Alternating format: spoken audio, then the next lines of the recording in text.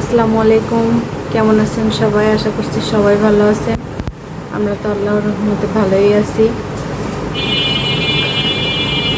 আর নতুন করে বাংলাদেশ যেহেতু আবার স্বাধীনতা পাইছে, অনেক খুশি, অনেক ভালো লাগা আছে, কিন্তু তার মধ্যেও অনেক খারাপ লাগা আছে।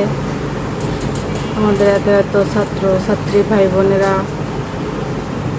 তাদের জীবন দিয়েছে এই স্বাধীনতার জন্য, এর জন্য একটু খারাপ লাগা তো আছেই,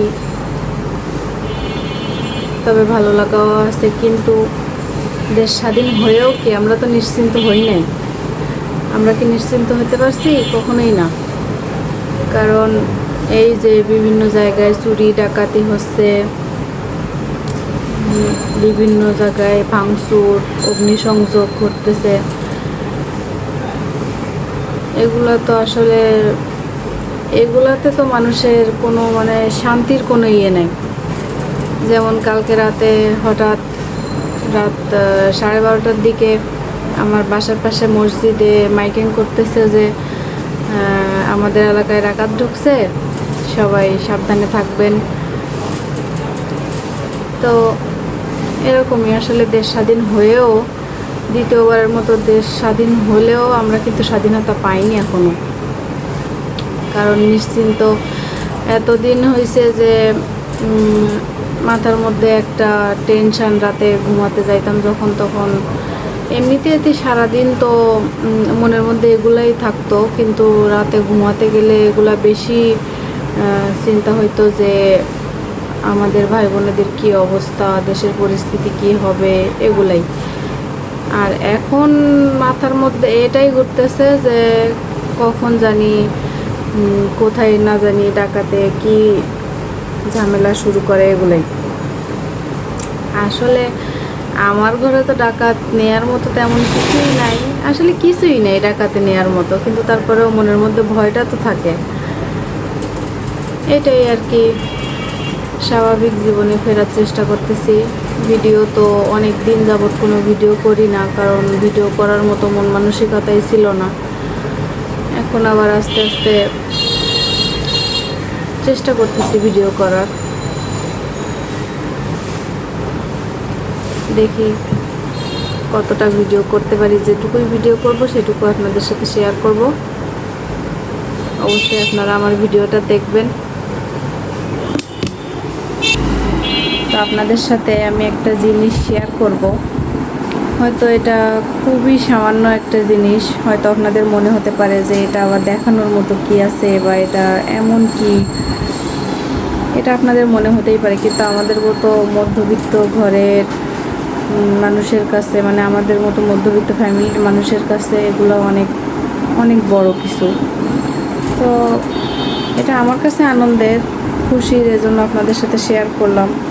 যদি আপনাদের ভালো লাগে তাহলে অবশ্যই আমাকে কমেন্টে জানাবেন। এই যে এটা হচ্ছে আমার ঘরের, আমার ছোট্ট সংসারের নতুন সদস্য, এই ওয়ার্ড্রপটা। এটা আমি কিনছি,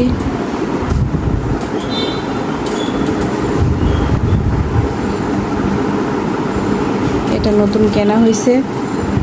আমার অনেক দিন থেকে, অনেক দিন চেষ্টার পরে ওয়ার্ড্রপটা কিনতে পারলাম। তো এটা আপনাদের সাথে শেয়ার করলাম। কেমন হয়েছে সবাই জানাবেন। হ্যাঁ, ওয়ার্ড্রপের উপরে আমার মেয়ের পুতুল আর টুকিটাকি জিনিসপত্র।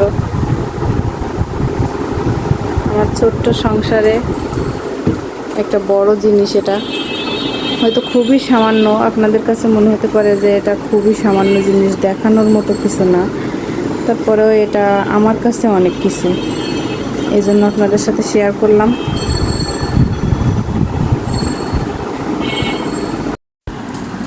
তো এখানে নাভিয়া বসে বসে ল্যাপটপে কার্টুন দেখতেছে আর নিজে নিজে নাচতেছিল।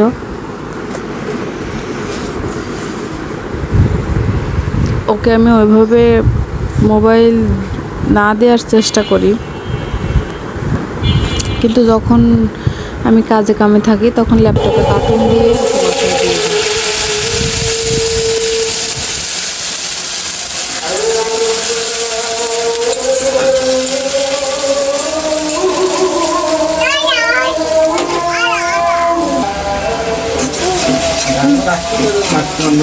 ফোন দিছ কি বলে হুম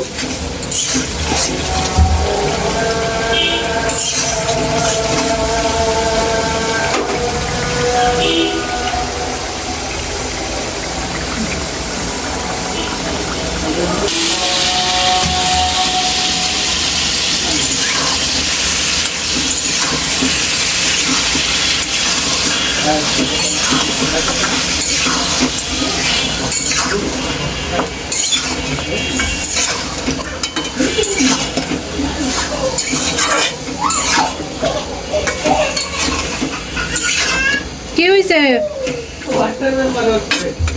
একবার উঠাইছ যেরকম সমান উঠাও